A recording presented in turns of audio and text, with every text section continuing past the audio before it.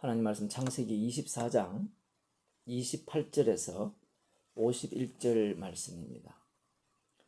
소녀가 달려가서 이 일을 어미 집에 고하였더니 리브가에게 오라비가 있어 이름은 라반이라.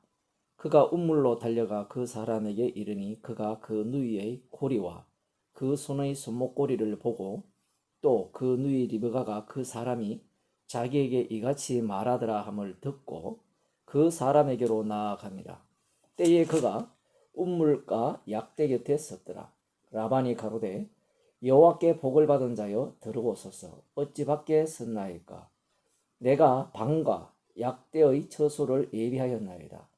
그 사람이 집으로 들어가매 라반이 약대의 짐을 부리고 집과 보리를 약대에게 주고 그 사람의 발과 그 종자의 발 씻을 물을 주고 그 앞에 식물을 베푸니 그 사람이 가로되 내가 내 일을 진술하기 전에는 먹지 아니하겠나이다. 라반이 가로되 말하소서. 그가 가로되 나는 아브라함의 종이니이다. 여호와께서 나의 주인에게 크게 복을 주어 상승케 하시되 우양과 은금과 노비와 약대와 나귀를 그에게 주셨고 나의 주인의 부인 사라가 노년에 나의 주인에게 아들을 낳으매 주인이 그 모든 소유를 그 아들에게 주었나이다. 나의 주인이 나로 맹세하게 하여 가로되 너는 내 아들을 위하여 나 사는 땅 가나안 족속의 딸 중에서 아내를 택하지 말고 내 아비 집 내 족속에게로 가서 내 아들을 위하여 아내를 택하라 하시기로 내가 내 주인에게 말씀하되 혹 여자가 나를 쫓지 아니하면 어찌하리까 한즉 주인이 내게 이르되 나의 승길은 여호와께서 그 사자를 너와 함께 보내어 네게 평탄한 길을 주시리니 너는 내 족속 중 내 아비 집에서 내 아들을 위하여 아내를 택할 것이니라. 네가 내 족속에게 이를 때에는 네가 내 맹세와 상관이 없으리라. 서로 그들이 네게 주지 아니할지라도 네가 내 맹세와 상관이 없으리라 하시기로 내가 오늘 우물에 이르러 말씀하기를 나의 주인 아브라함의 하나님 여호와여 만일 나의 행하는 길에 형통함을 주실진대 내가 이 우물 곁에 섰다가 청년 여자가 물을 길러 오거든 내가 그에게 청하기를 너는 물 항아리의 물을 내게 조금 마시우라 하여 그의 대답이 당신은 마시라. 내가 또 당신의 약대를 위하여도 기르리라 하면 그 여자는 여호와께서 나의 주인의 아들을 위하여 정하여 주신 자가 되리이다 하며 내가 묵도하기를 마치지 못하여 리브가가 물 항아리를 어깨에 메고 나와서 우물로 내려와 깃기로 내가 그에게 이르기를 청컨대 내게 마시우라 한즉 그가 급히 물 항아리를 어깨에서 내리며 가로되 마시라. 내가 당신의 약대에게도 마시우리라 하기로 내가 마시매 그가 또 약대에게도 마시운지라. 내가 그에게 묻기를 네가 네 딸이뇨 한즉 가로되 밀가가 나홀에게 낳은 버두엘의 딸이라 하기로 내가 고리를 그 코에 꿰고 손목고리를 그 손에 끼우고 나의 주인 아브라함의 하나님 여호와께서 나를 바른 길로 인도하사 나의 주인의 동생의 딸을 그 아들을 위하여 택하게 하셨으므로 내가 머리를 숙여 그에게 경배하고 찬송하였나이다. 이제 당신들이 인자와 진실로 나의 주인을 대접하려거든 내게 고하시고 그렇지 않을지라도 내게 고하여 나로 좌우간 행하게 하소서. 라반과 버두엘이 대답하여 가로되 이 일이 여호와께로 말미암았으니 우리는 가부를 말할 수 없노라. 리브가가 그대 앞에 있으니 데리고 가서 여호와의 명대로 그로 그대의 주인의 아들의 아내가 되게 하라. 아멘. 본문이 상당히 길죠.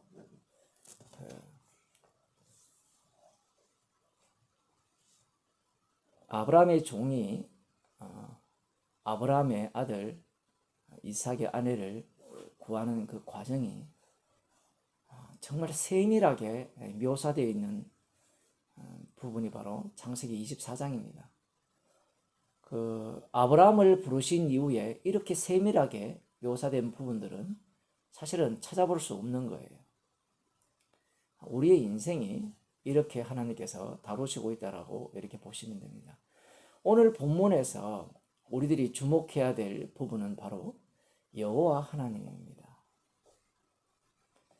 먼저 리브가가 이 집으로 달려가서 아브라함의 종이 자신에게 이 귀걸이를 하고 손목걸이를 준 그 일과 또 그 종이 자신에게 한 말에 대해서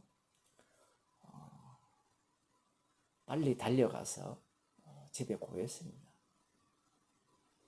그러자 리브가의 오라비 라반이 이 이야기를 듣고 우물가로 손살같이 달려옵니다. 왜 달려오고 왜 달려갈까요? 기쁜 소식이 있을 때 그런 거죠. 뭔가 신나기 때문에 달려갔고 달려왔다라고 볼 수 있습니다. 21절에 보면 라반이 이렇게 말합니다. 여호와께 복받은 자여 들어오소서. 이 말을 들어보면 왜 라반이 리브가의 말을 듣고 달려갔는지를 알 수 있어요. 만일에 리브가에게 찾아온 종이 약띠 10마리가 아니라 한 마리도 없이 보찜 하나 메고 찾아왔고 뭐 귀걸이나 손목걸이를 주는 것이 아니라 그냥 뭐 돌 하나를 줬다 칩시다. 은고리 하나를 줬다 칩시다. 그렇게 해도 이랬을까요? 우리는 성경 읽으면서 그런 생각을 잘 안 할 수가 있어요. 그러나 성경에 나오는 이런 사건들, 라반의 반응들, 이런 것들은 우리들이 사는 것과 별로 다르지 않는 그러한 환경입니다. 우리들도 그렇잖아요. 언제 기뻐요? 언제 손살같이 달려갑니까? 복음도 마찬가지죠. 그저께 말씀 배울 때 뭐 그런 얘기를 나눴다고 그러는데 처음 들으면 되게 기쁘죠.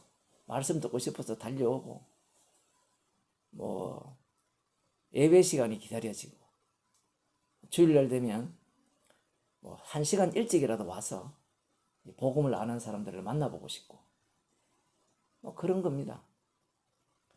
지금 이 라반이 달려가서 이 종을 맞이할 때 여호와께 복받은 자여 들어오소서 자기 집으로 급히 초대하는 겁니다.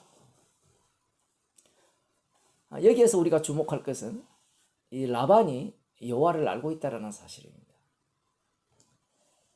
그러면 이 라반이 부르는 이 여호와 하나님이 어떤 하나님이냐? 그것이 중요합니다. 우리가 성경을 읽을 때 좀 이렇게 헷갈리고 좀 난해한 부분이 이런 부분들이에요. 라반이 여호와 하나님의 언약을 알았을까요? 모르죠. 성경을 대할 때 당하는 부분들이 이런 겁니다. 왜냐하면 창세기 31장 30절을 보면 라반은 여호와를 믿고 있는데 그가 갖고 있는 다른 신이 따로 있어요. 조그마한 신입니다. 그 드라빔이라는데 어떻게 생겼는지는 알 수 없어요. 우상입니다. 근데 우상의 그 이름이 드라빔인데 이 드라빔은 어떤 용도로 사용되느냐 할 때는 자기 집안을 지켜주는 신이에요. 그러면 여호와는 어떤 신이냐? 전능한 하나님입니다. 전능한 하나님을 믿고 있어요. 누가? 라반이. 우리가 욥기를 알고 있잖아요. 욥기에 나오는 욥과 세 친구들을 보면 전능한 하나님을 믿고 있거든요.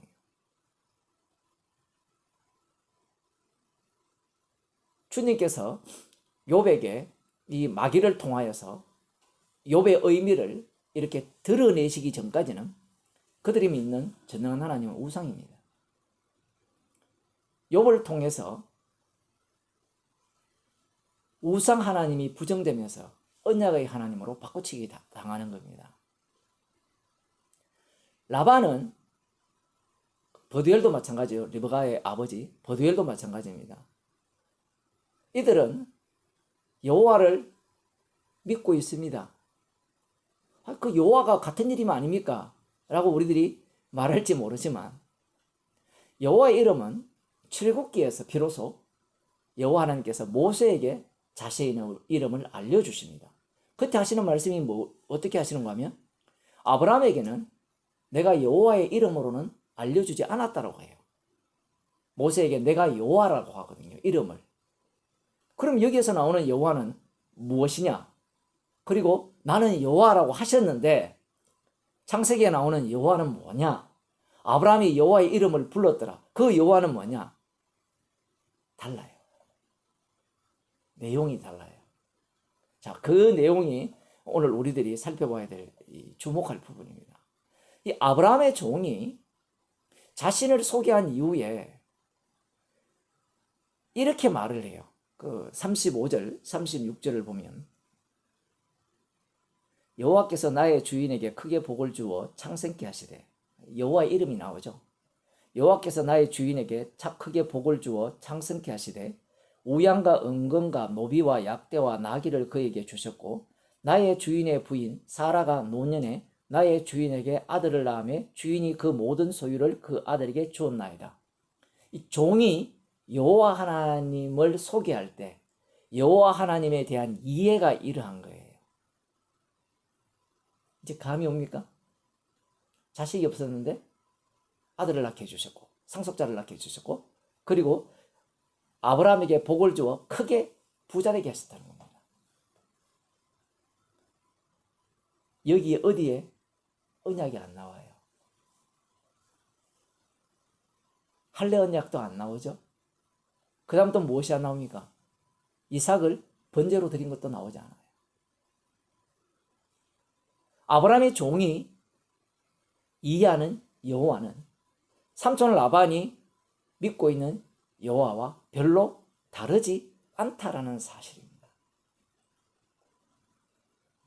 이렇게 삼촌 라반, 야곱의 삼촌이죠. 그 라반과 그 리브가의 오빠 라반이나 버두엘 그들에게 아브라함을 이렇게 소개하는 거예요. 아브라함이 지금 부자가 되었다라는 겁니다. 그리고 그 많은 재산을 상속받을 자가 그 아들인데 지금 내가 그 아들의 신부감을 찾기 위해서 왔다라고 하죠. 그러면서 하는 말의 내용들이 지금 여기에 쫙 깔려 있어요. 한마디로 말하면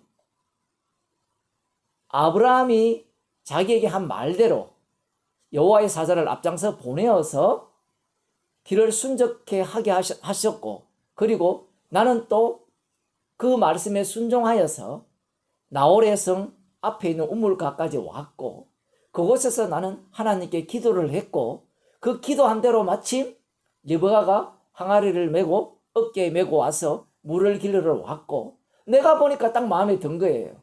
그래서 찍었는데 마침 나홀 집안 사람이에요. 버두엘의 딸이었던 겁니다. 그 내용을 쭉 얘기를 하는 겁니다. 그러면서 49절에서 이런 이야기를 해요. 이제 당신들이 인자와 진실로 나의 주인을 대접하려거든 내게 구하시고 그렇지 않을지라도 내게 구하여 나로 좌우간 행하게 하소서. 자, 당신의 내 이야기를 다 들었으니까 리브가를 당신의 딸을 안 그러면 여동생을 아브라함의 며느리로 주시든지 아니하겠다 거절하든지 결정을 하라고 지금 이들에게 던지는 겁니다.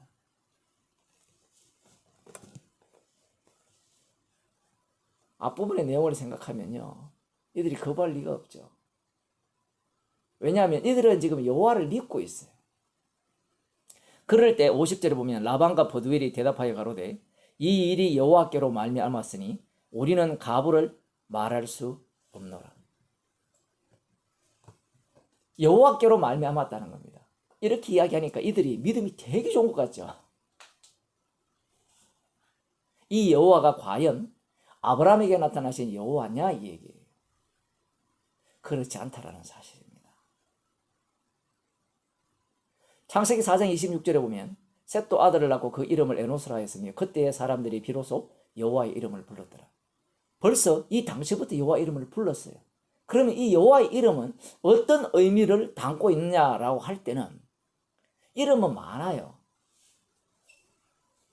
부처가 되었든 공자가 되었든 천지신명이 되었든 산신령이 되었든 하늘이 되었든 별이 되었든 그 이름은 많단 말이에요. 그 이름 중에 하나가 여호와예요.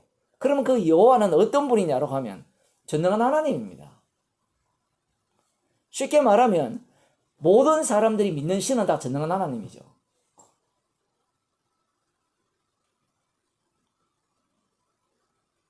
그러면 우리들은 그들이 여호와 이름을 불렀다라는 것이 과연 부정적으로만 볼 수 있느냐라는 겁니다.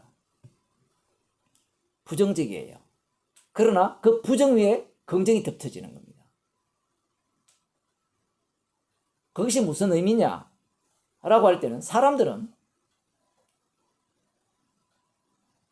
오늘이 새해 첫날이잖아요. 그러면 사람들이 새벽에 해돋이 보러 가자라고 하는 거예요. 그 해돋이 보러 왜 가자라고 하느냐? 가서 뭐 해요? 복 비는 거거든요. 소원을 비는 겁니다. 교회를 다니다 뭘 다니다 다 그래요. 태양식게 비는 거죠. 쉽게 말하면. 그런데 정말 재밌는 게 예수를 믿잖아요. 교회를 다니고 있죠. 이름은 예수인데 실제 내용을 들어가 보면 태양신이에요. 이름은 예수인데 들어가 보면 모두가 다 무당이에요. 점쟁이에요. 이름은 예수인데 들어가 보면 뭐 아들을 점지해주는 삼신 할망구, 애군을 물리쳐주는 뭐 그러한 신들이라는 거예요. 천지신명이라는 겁니다. 표현을 하면. 예수라는 이름이 실제로 들어가 보면 십자가가 나오는 것이 아니라 그들이 평소에 믿고 있던 신인 거예요. 지금 이들이 여호와께로 말미암았으니 우리는 가부를 말할 수 없노라 라고 이야기를 했잖아요. 이것은 이들 입장에서의 여호와예요.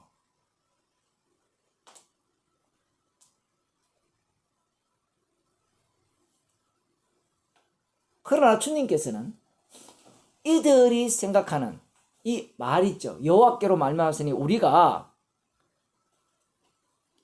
가부를 말할 수 없다. 이미 확정되었다라는 이 말을 주님께서는 그대로 받아 사용하신다는 사실입니다. 그럼 여기에서는 무엇이 이루어지느냐 할 때는 단절이 이루어져요.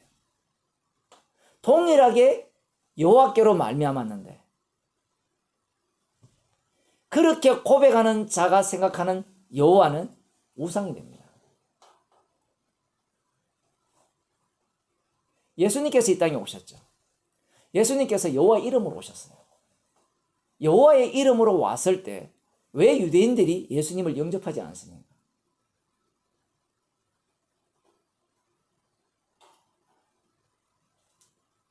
분명히 구약에서는 여호와께서 친히 오신다고 되어 있거든요.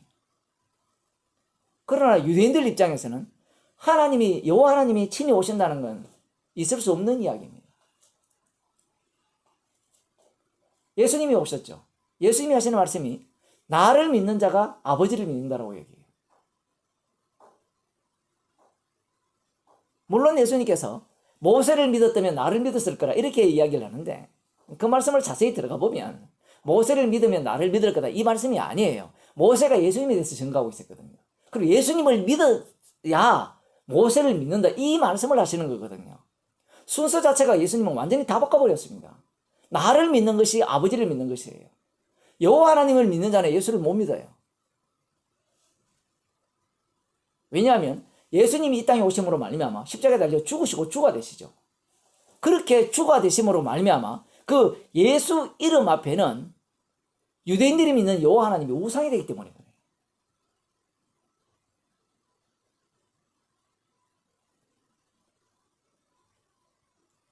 많은 사람들이 지금 라반이 믿는 여호와를 믿어요. 나 예수님 믿어요. 예수님을 믿는데 들어가 보면 앞서 말씀드린 것 같이 그 예수가 어떤 예수냐? 여호와예요. 실제로 목사들도 설교를 할 때 예수님을 믿읍시다. 예수 이름으로 구원을 얻습니다. 라고 해놓고 여호와를 경외하라. 이렇게 이야기를 해요. 그런 사람 한둘이가 아닙니다. 유튜브 한번 들어가 보세요. 개혁주의 교회라고 외치면서 여호와를 경외하라. 이렇게 뒤에 표를 달아놨습니다. 이들은 뭘 모르느냐? 십자가신 예수님이 주님임을 몰라요. 왜 모르느냐? 알고 있는데. 알고 있다면 십자가를 자랑하고 십자가이신 예수 그리스도의 이름만을 높이게 되어 있는데, 이들은 여호와를 믿자라고 하고 여호와를 경외하자라고 하죠. 그들은 여호와가 우상임을 알지 못하는 겁니다. 욥이 전능한 하나님을 믿었죠. 아브라함도 다르지 않습니다. 전능한 하나님을 믿었는데 하나님이 찾아오시니까 자기가 믿었던 그 하나님이 우상이었던 것이 드러나요. 엉터리였다는 것이 드러납니다. 십자가 지신 예수님만이 참 하나님이시고 만유의 주님이심을 알게 되는 거예요. 놀라운 사실은 이 엉터리 신을 믿는 자들을 통해서 주님께서는 자기 백성을 보호하시고 인도하시고 약속을 이루시는 그러한 어떤 돕는 자로 그렇게 활용하신다는 사실입니다. 성도들도 마찬가지예요. 우상 예수를 믿는 자들 가운데 살면서 그들을 주께서 이용하시고 돕는 자로 사용하셔서 성도를 십자가의 피만 자랑하도록 완벽하게 그 피공로만을 증거하도록 그들을 주변 배역으로 다루고 계신다는 사실. 기도하겠습니다. 하나님 아버지, 예수님을 믿는다고 하지만 그 예수가 우상 예수인지 어떻게 알겠습니까?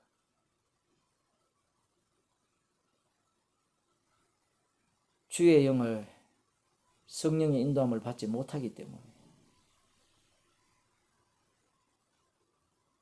이름은 예수지만 내용은 자기를 위한 우상 예수임을 저희들에게 알려주심을 감사드립니다. 우리의 인생이 십자가에 피 흘리신 예수님의 주되심을 증거하기 위한 인생으로 살게 하시고 우상 예수를 믿는 그런 자들 가운데 거하게 하셔서 오롯이 우리의 인생을 통하여 십자가의 피 공로만을 자랑케 하시는 주님의 놀라운 능력 안에 거하게 하심을 감사하며 사는 주의 백성이 되게 하옵소서. 예수님 이름으로 기도드리옵나이다.